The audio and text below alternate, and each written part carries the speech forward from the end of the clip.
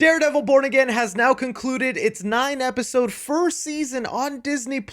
When the first episode for the show dropped, I had already seen all 9 episodes, and I gave you my spoiler-free opinion on the entirety of the season. But now that you have also witnessed all 9 episodes, it is time for us to go into full spoilers. So that's exactly what I'll be doing here for you guys, is giving you my spoiler review for Daredevil Born Again, getting into the things I really enjoyed about this show, the little nitpicks I have here and there, how some of the setting up that they do in this show could really affect the MCU and even Spider-Man. But I don't want to just be about my opinion. I really want to hear from you guys. Do you think this is a step up from the usual Disney Plus content? Were you actually a little let down and we're wanting it to feel more like the old Daredevil shows? Anything and everything, be sure and leave me your opinions down below. But alright, getting into it here, the way I kind of want to go about it is I'm going to be dividing it into topics and sections that happen throughout this season. So I'll put timestamps in the description. If there's a certain plot point or character you most want to hear me talk about, you can look at the timestamp. So I'm going to start off again with now going full spoilery thoughts on the way the show opened up, which really was already known to the audience, that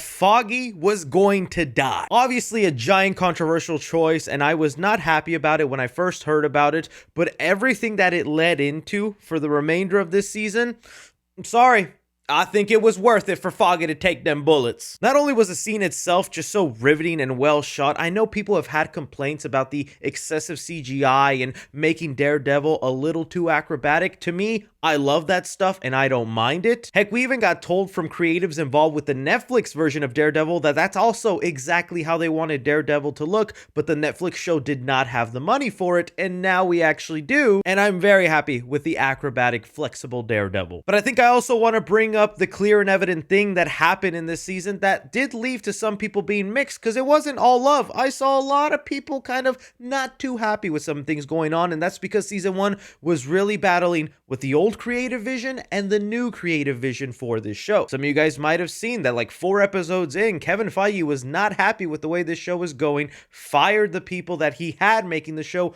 brought back on the Netflix team, and decided to make this an official continuation for season 4. And there are times where you can feel that battle and struggle. And so those earlier episodes where it feels like a soft reboot, where Matt Murdock is now a successful lawyer. He's not exactly doing things just to help the little guy. He's kind of taking the big paychecks in lawyering.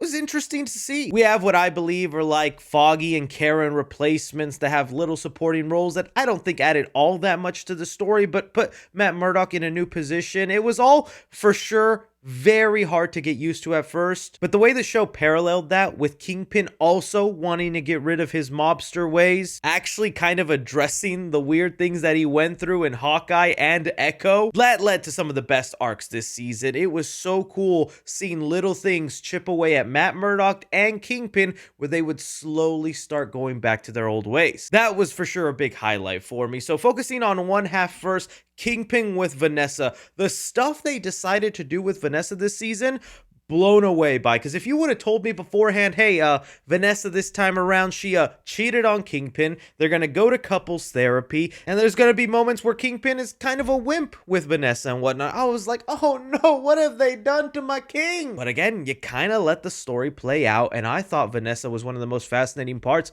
of this season, of her just kind of missing what she fell in love with Kingpin, is that kind of rich, powerful, doesn't let anything slide kind of person. She took over the business, kept things running while he was recovering from everything he went through. It really worked for me, and I'm glad there was never really a point where they fully turned one another against them, because there were earlier parts in the season I'm like, Kingpin's gonna have to kill Vanessa. Kingpin is gonna get to that point, but his love for her stayed true. And so the stuff that Kingpin got to do, where he finds Adam, the guy that she cheated with, and he kept his promise to not killing him, because Kingpin at the end of the day loves Vanessa and is not going to do anything that is against her wishes, but she didn't say nothing about holding the guy hostage and basically torturing him. Those scenes I thought were wow. It's like Kingpin has been on this diet trying to go skinny, but when he's down there in his little torture cave, he's having big old plates of spaghetti, fattening back up. It's just such a great metaphor for him leaning into his old ways. I really didn't think I could see myself genuinely being invested into Kingpin going to couples therapy, but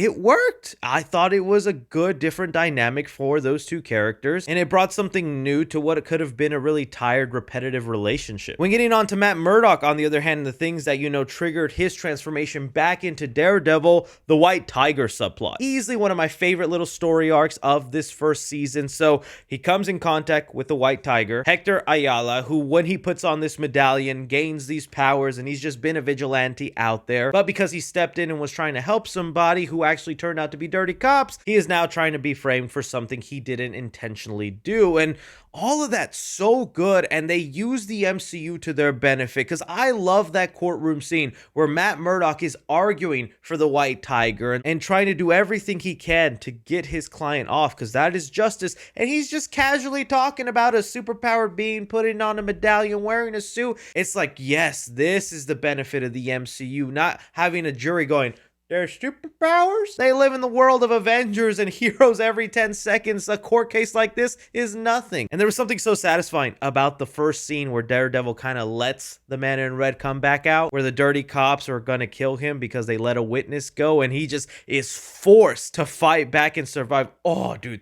So satisfying. I could see them doing the thing where they pass the mantle of the White Tiger to Angela, just like in the comics, but I'm glad that the show did not lean into that. There was at no point she picked up a medallion, stared at it, or anything like that. That's just an open door if they want, but they didn't feel the need to pursue it all the way. They just kind of bookended that story in kind of a heartbreaking way. So I was happy with that. Then when we get on to the other kind of subplot in the story, Matt Murdock gets a new love interest, Heather, who happens to also be the couples counselor for Fisk and Vanessa. I honestly did not mind her as a character. I was very disappointed with the route her character took by the end of the season, that's no doubt, but I honestly didn't hate her, and it did seem like a good relationship for Matt at the time. To me, I guess the only aspect of the season that really disappointed me is then when they started involving Muse. I had kind of some expectations for Muse. I thought he was an interesting Daredevil villain. The threat he was posing to both Kingpin and Matt Murdock was unique in itself, but I felt like they just kind of did the bare minimum with him. He was just kind of a crazy serial killer trying to go after Heather for some reason. No connection for Daredevil or even Fisk for that matter, just because he felt a psychological connection with her. His paintings didn't have that much of an impact into the overall story, and the same episode Daredevil finds out about Muse is the same episode he fights him, defeats him, and then ends up getting killed. I know some comic book fans were disappointed they never integrated his comic book powers to where he's able to suck in all this sensory. That way he's kind of immune to Daredevil's abilities, but I'm telling you right now, there was no way they could have translated that into live action. That's such a unique, specific power that is only beneficial when fighting Daredevil. I don't know how they would have done that. The whole explanation that, oh, since I was a kid, I was taught martial arts, so that's why I can fight and make great paintings. If anything, the part I guess I was just most surprised by with the Muse stuff is when Daredevil saves Heather in broad daylight. Daredevil's the kind of guy that pops out at night, not really someone that pops up in the daylight, so it was kind of interesting to see that go down during the day. So I will say the Muse stuff did end up disappointing me. One highlight of the season, though, that I was super pleased by was the bank robbery episode. This is what they call a bottle episode in an entire season, where it's kind of self-contained, and man, was this just such a great episode of Daredevil. There are times I wish the entire show was just bottle episodes of different random adventures where Daredevil's just using his powers to his advantage, in costume or off costume. It's an episode that really highlights his abilities, and when he cracks the safe, or when he even uses his Irish accent, which is something we don't think about anymore, as Daredevil is Irish. I'm really hoping season 2 has another bottle episode of some random adventure he has to go through. The only question I have with this one is, since they did have the cameo of Kamala Khan's dad from Miss Marvel, I'm wondering if that's our connection for Daredevil, somehow meeting his way into the Avengers or whatever else is going on in that team. Because man, they were just really pushing, oh, you should meet my daughter, you should come over for dinner. I could see there being an avenue where Daredevil is then introduced to some superpowered people, either that or through the She-Hulk angle, but She-Hulk was not really addressed at all at any point in this show. When talking about some other supporting cast members that were kind of integral to this season, starting off with one where I was kind of intrigued by, but it felt like they went nowhere, at least in this season, is the granddaughter of Ben Urich. Now, I didn't mind her BB reports. I felt that they were kind of nice in highlighting New York City and almost treating it like a character throughout the season. That is one thing I did like about it. The way New York felt and the people in it were truly making an impact. Obviously, there were times it was making direct commentary to the way we have our political figures, which honestly was just so great how they made it so relevant, but also seamlessly fit into the characters of the show without it feeling forced. But the part I'm talking about where it felt kind of like underused or it really went nowhere is, well, you probably know Kingpin killed your Uncle Ben. Say that again? And it just felt like she wasn't doing much to uncover that, get her revenge, or even get justice for her uncle. I'm sure there's a plan and there's maybe more going on, but her character as of right now felt a little underused. Michael Gandolfini, who plays Daniel Blake in this season, was also an intriguing character. I got strong parallels of like Penguin and Vic from the Penguin series, but instead of Daniel Blake feeling like Vic to Penguin, it honestly felt more like he was Penguin to Kingpin, just doing anything to suck up to him, be a yes man, snake his way to the top, and I think there is a devastating future for him. Kingpin is going to throw him under the bus one of these days, but his performance and everything he's weaseling through, I did like this season. But moving on now to Bullseye, before I get to talking about Punisher and everything that was just happening in the finale. Bullseye, dude, I am so glad they are not getting rid of this character. I was afraid maybe he'd be a one and done, that they just off him at the beginning when Matt Murdock finally decided to break his one rule. And again, just pause on that. Look at how much brilliant storytelling happens with Matt Murdock struggling with his like religion, his faith, his morals, and not wanting to break that one code. For you Batman fans out there that are like, who cares if Batman kills, other heroes kill? Look how much great storytelling we're pouring out from Matt Murdock not wanting to kill, and in fact sometimes taking a bullet for his arch nemesis. Like, ooh, why wouldn't you want that for Batman as well in the movies and shows? But anyways, with Bullseye, him being in prison and the way he escapes through a freaking tooth that got knocked off thanks to Matt Murdock, and his escape from there, just this guy is a menace. He is a huge threat. And I even love when they included his like blue Bullseye vision.